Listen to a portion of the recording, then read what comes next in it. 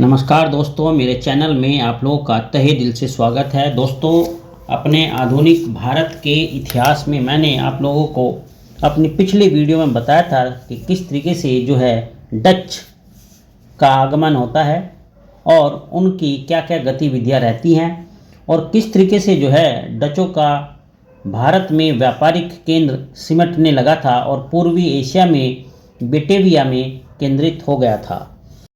ये जो डच नौसेना थी, इसके नायक वादेर हेग थे और ये जो नायक वादेर हेग थे, जब ये सूरत और मालाबार में पूरी तरीके से असफल हो गए तो इन्होंने बाद में 1605 ईस्वी में मसूलीपट्टम में अपनी प्रथम डच फैक्ट्री की स्थापना की।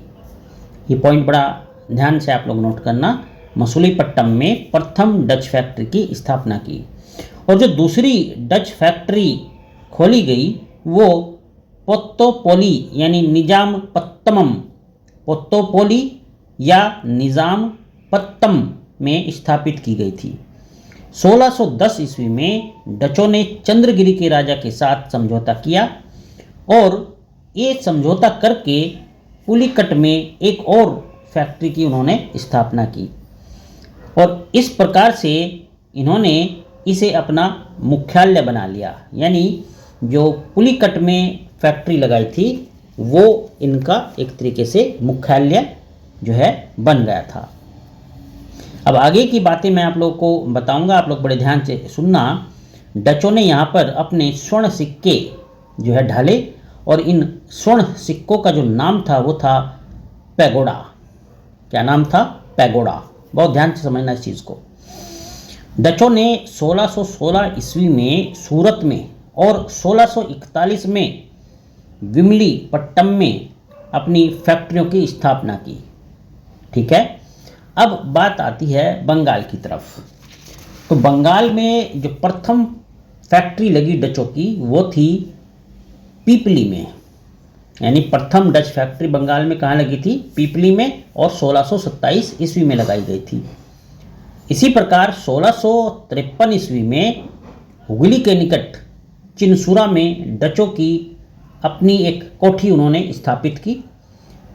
ठीक है, बंगाल में अंग्रेजों की तरह डचों को भी अपनी फैक्ट्री की किलेबंदी करने की आज्ञा मिल गई थी।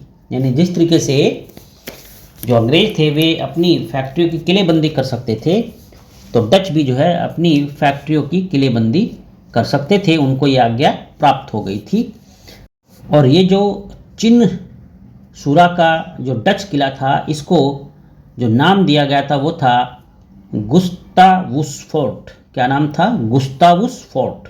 इस नाम से इसको जाना जाता था। 1658 ईस्वी में डचों ने कासिम बाजार, बालासोर, पटना और नेगापट्टम में भी अपनी जो है फैक्ट्रियां स्थापित की। अब जब 1660 ईस्वी आता है तो 1660 ईस्वी में गोलकुंडा में जो है डचों ने अपनी एक और फैक्ट्री लगाई और 1663 ईस्वी में कोचीन में भी इन्होंने अपनी फैक्ट्री की स्थापना की। ठीक है, तो ये पॉइंट्स आप लोग नोट करते रहना।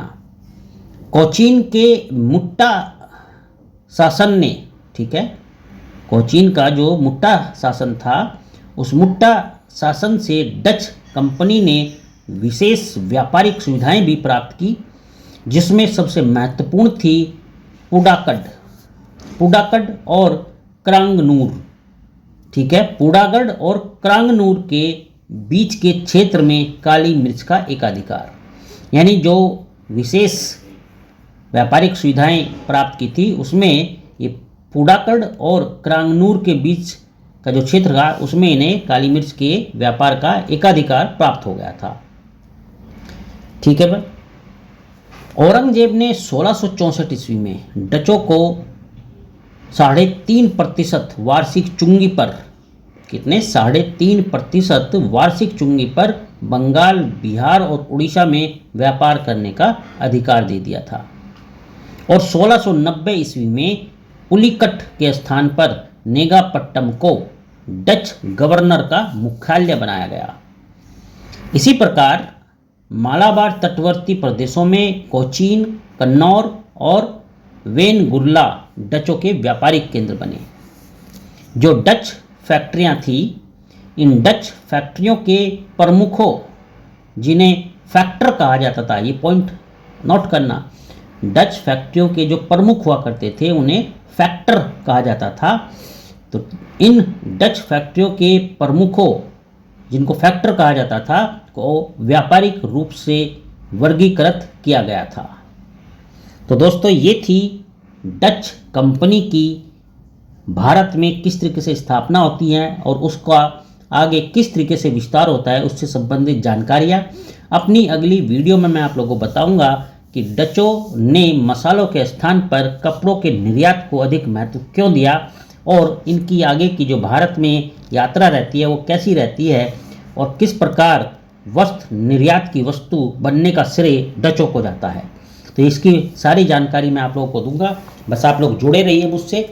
चैनल अगर सब्सक्राइब नहीं किया तो चैनल को सब्सक्राइब कर लीजिए। चलिए आज यहीं एंड करता हूँ, अलविदा कहता हूँ। आपका दिन शुभ हो, ईश्वर आपको सारी खुशियाँ प्रदान करें। धन्यवाद।